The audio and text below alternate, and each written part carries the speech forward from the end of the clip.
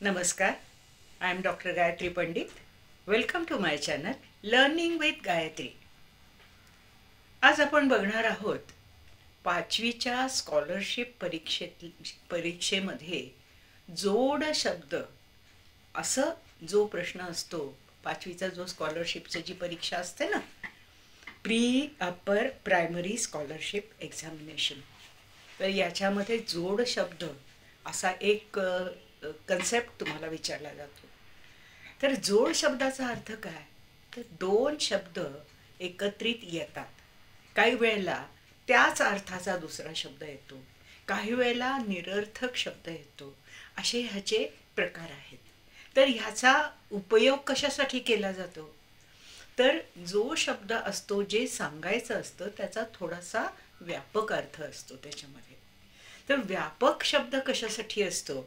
आता तुम्हाला काही काही उदाहरणं आपण बघत जाऊया पुढे पुढे, तर तुम्हाला त्याबद्दल लगेच व्यवस्थित छान माहिती मिळेल. तर एकाच शब्दाची पुनरावृत्ती होते, परत तोच शब्द येतो. पुनरावृत्ती म्हणजे पुन्हा तोच शब्द रिपीट केला जातो. एकच शब्द, ते तो जो वर्ड असतो तो रिपीट केला जातो, म्हणजे तोच शब्द जोडून येतो. आणि जेव्हा जोडून येतो ना, त्यावेळेला त्याचा अर्थ मूळ शब्दापेक्षा थोडासा वेगळा तरी होतो, थोडासा व्यापक तरी होतो. व्यापक म्हणजे थोडंसं एलॅबोरेशन असतं त्याच्यामध्ये. तर एक बघूया. कटकट हा शब्द, कट हा शब्द आणि परत कट असे दोन शब्द मिळून येतात. इथे कटकट या शब्दाचा अर्थ वेगळा होतो आणि कट याचा अर्थ, या एकाच शब्दाचा तसा अर्थ फारसा काही होत नाही. तर कटकट असा शब्द जेव्हा वापरतो त्यावेळेला त्याला एक अर्थ प्राप्त होतो. वटवट, वट असा ह्याचा इथे अर्थ अभिप्रेतच नाही आहे. एका शब्दाला अभिप्रेतच नाही आहे अर्थ. तर वटवट असं जेव्हा तोच शब्द परत रिपीट केला जातो त्यावेळेला त्याला अर्थ प्राप्त होतो. तर इथे कसं होतं? जोड शब्द, जोड शब्द म्हणजे तोच शब्द परत रिपीट होतो. पटपट, झट झट, घरघर, भरभर, घट घट, मट मट, हिरवे हिरवे असे जेव्हा रिपीट होतात त्यावेळेला त्याला एक वेगळी लय येऊ शकते. तिथे एक तुम्हाला जे सांगायचं आहे ते जास्त इफेक्टिव्ह सांगितलं जातं. असा हा या प्रकारच्या शब्दाचा उपयोग केला जातो. आता हिरवे हिरवे म्हटलं ना की सगळीकडं छान हिरवीगार झाडी आहे. आता हिरवीगार, इथे सुद्धा दोन शब्द एकत्रित आलेले आहेत, हिरवी आणि गार असे शब्द तयार होतात आणि त्याला एक छान आयाम मिळतो, त्याला एक छान अर्थ मिळतो आणि तुमच्या वाक्याला एक सौष्ठव प्राप्त होतं. आता पुन्हा अजून बघूया.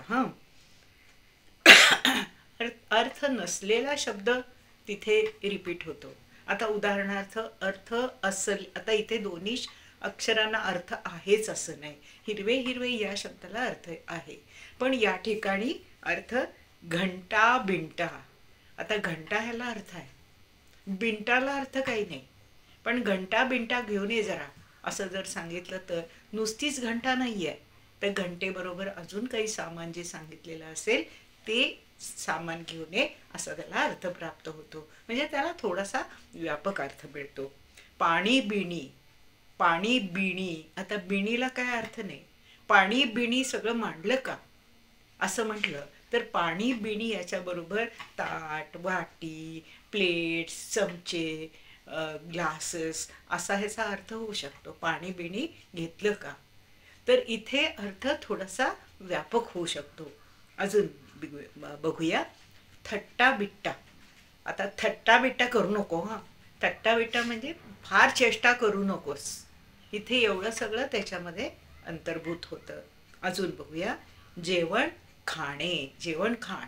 जेवण खाण म्हणजे नुसतं जेवण असत नाही, तर जेवण खाण म्हणजे वेलकम करायचं, त्यांना बसवायचं, त्यांना जेवायला खायला द्यायचं. हे सगळं जे आदरातिथ्य असतं, जेवणाबरोबर आलेलं जे आदरातिथ्य यात अंतर्भूत होतं.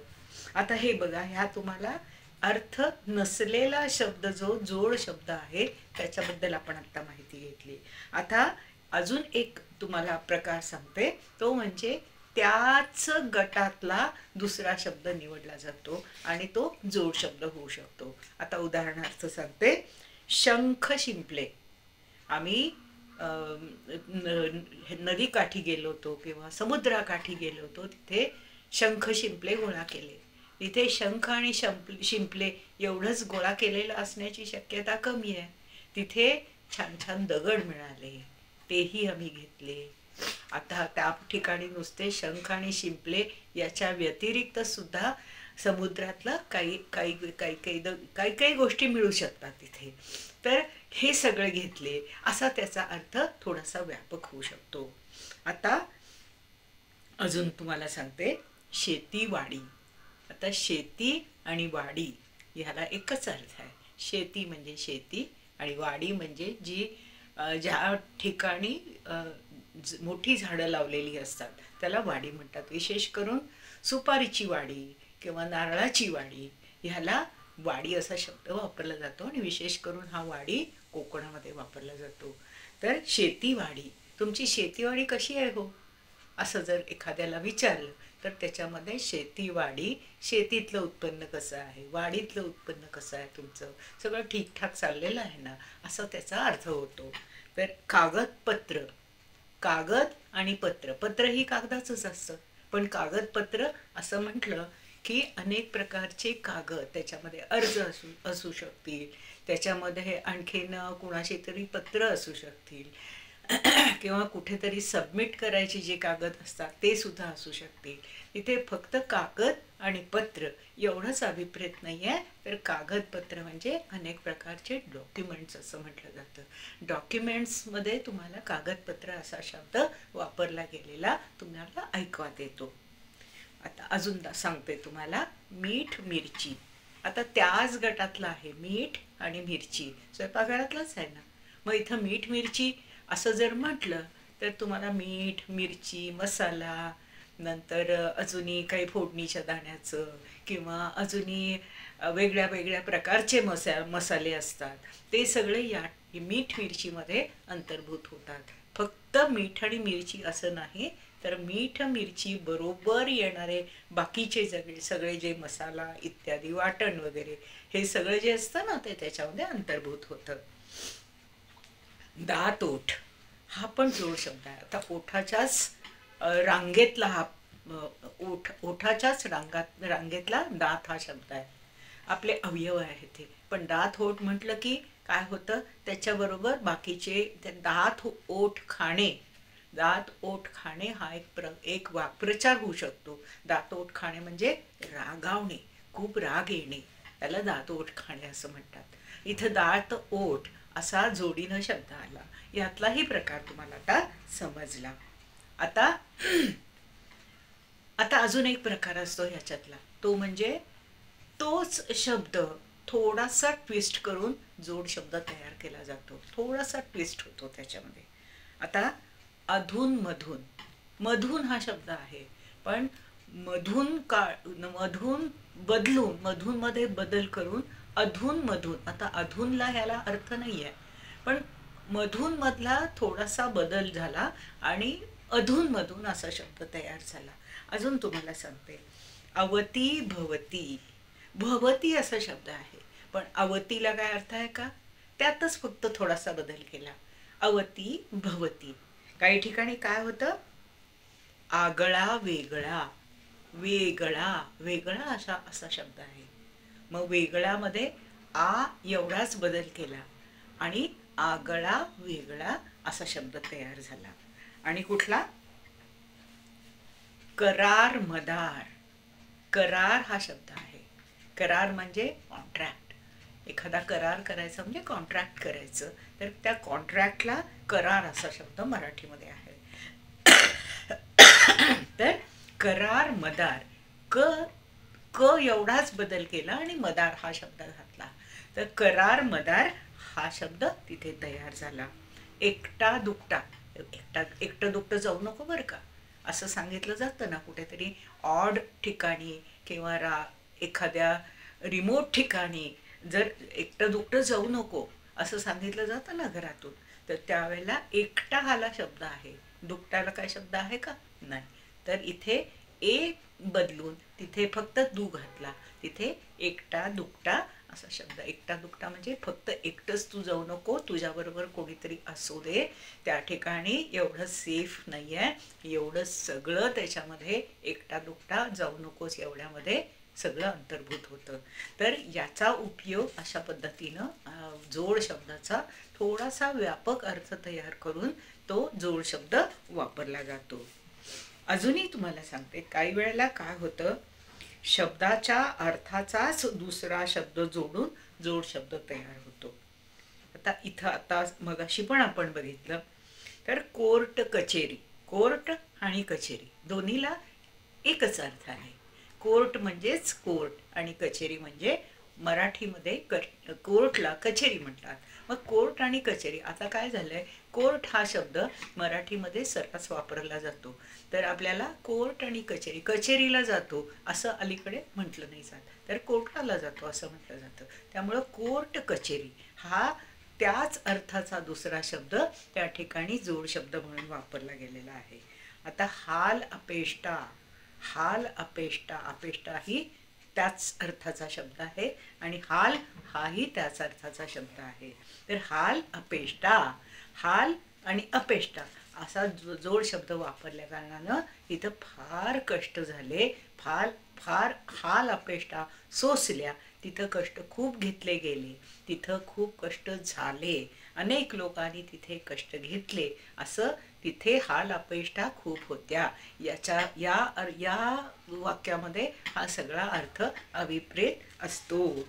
चार चौघे, चार आणि चौघे दोन्हीला अर्थ एकच आहे ना. चौघे चार माणसं गेली किंवा ते चौघे होते, दोन्हीचा अर्थ काय होतो?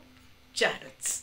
तर चार चौघे, चार चौघांच्यात बसून छान व्यवस्थित वाग बर का. आता चार चौघांच्यात अर्थ फक्त चार आणि चौघे असा नाही आहे, तर चार चौघांच्यात म्हणजे एखाद्या ग्रुपमध्ये तुम्ही कसं वागायचं याचे नियम असतात. तर ह्या नियमाप्रमाणे तुम्ही वागा असं तिथे सांगण्याचा उद्देश असतो. तर चार चौघे याचा अर्थ फक्त चारच किंवा चौघे असा होत नाही, तर ग्रुप, चार लोकांचा, अनेक लोकांचा ग्रुप, फक्त चारच लोक असत नाहीत, तर काही लोकांचा तो ग्रुप असतो. तर त्या ग्रुपमध्ये व्यवस्थित ते चार चौघात बसायचे, जे चार चौघात वागायचे, जे नियम असतात ते असं तिथे चार चौघ असा शब्द वापरून वाक्य बनवलं जातं. आता काय करायचं, पाणी असा शब्द सुद्धा वापरला जातो. काय, पाणी असा शब्द जोडाला जोड वापरून पाणी ह्या शब्दाचा उपयोग करून जोड शब्द बनवला जातो. आता एक बघा, पाऊस पाणी. काय, यंदा पाऊस पाणी कसं आहे, म्हणजे काय, पाऊस पाणी म्हणजे शेतीचं जे काही वातावरण आहे, शेतीला उपयुक्त असं वातावरण आहे, ते सगळं ठीकठाक आहे ना, असं तिथे विचारायचा उद्देश असतो. तर पाऊस पाणी म्हणजे पाऊस पाणी किंवा दाणा पाणी किंवा ते काय, आता इथे दाणा पाणी हा पण शब्द आला बरं का. तर पाऊस पाणी कसं आहे म्हणजे एकंदर शेतीला उपयुक्त सगळं व्यवस्थित चाललंय ना, असं त्याचा अर्थ असतो. आता हे सगळं त्याच्यामध्ये इन्क्लूड होतं, ते सगळं त्याच्यामध्ये अभिप्रेत असतं. दाणा पाणी, हवा पाणी. काय, तुमच्या घरचं हवा पाणी कसं आहे, तुमच्या गावाचं हवा पाणी कसं आहे, काय थंडी विंडी कितपत आहे विचारलं जातं ना. तर हवा पाणी याचा अर्थ तिथलं ॲटमॉस्फिअर कसं आहे. हवा पाणी म्हणजे पाणी आणि हवा असा त्याचा अर्थ असत नाही, तर तिथलं एकंदर ॲटमॉस्फिअर कसं आहे, तिथलं वातावरण कसं आहे असा तिथे विचारायचा उद्देश असतो. तर हा उद्देश लक्षात ठेवून अनेक शब्द तयार होतात. आता तुम्ही एक लक्षात घ्या, आमराई हा शब्द आहे. तर आमराई हा शब्द आपण बघितलाय पूर्वी. तर आमराई, आम म्हणजे आंबा आणि राई म्हणजे एकत्रित असलेले अनेक झाडांचा असा तिथे लावलेली झाडं असतात आणि त्याला आमराई, आंब्याची झाडं असतात, त्याला आमराई म्हणतात. तर इथे हा अमराई हा जोड शब्द आहे. पण हा जो जोड शब्द कशा प्रकारचा आहे, तर आम ह्याला अर्थ आहे आणि राई ह्याला अर्थ आहे, असा हा शब्द आहे. इथं अमराई ह्याचा अर्थ स्पेसिफिक आहे, तिला विशेष व्यापक अर्थ आहे अशातला भाग नाही. तर इथे अमराई हा नेमका अर्थ असलेला शब्द आहे. तर अशा प्रकारानं तुम्हाला अनेक शब्द तुमच्या वाचनामध्ये येऊ शकतात. तुम्ही जेव्हा वाचन करता, ज्या गोष्टी वाचता, ज्या वेळेला काही लेख वाचता, ज्या वेळेला कुणाशी तरी बोलत असता, त्यावेळेला ते बोलता बोलता अनेक जोड शब्द वापरतात. बोलता बोलता म्हणतात की काय हवा पाणी कसं आहे, आता हे बोलताना झालं ना. तर असे शब्द जेव्हा बोलले जातात त्यावेळेला तुमच्या ते जोड शब्द कसे आहेत हे लक्षात जरूर येईल. बरं, तुम्हाला आजचा माझा व्हिडिओ कसा वाटला हे मला जरूर सांगा. आणि तुम्ही माझ्या चॅनलला लाईक, सबस्क्राईब आणि शेअर जरूर करा. थँक्यू.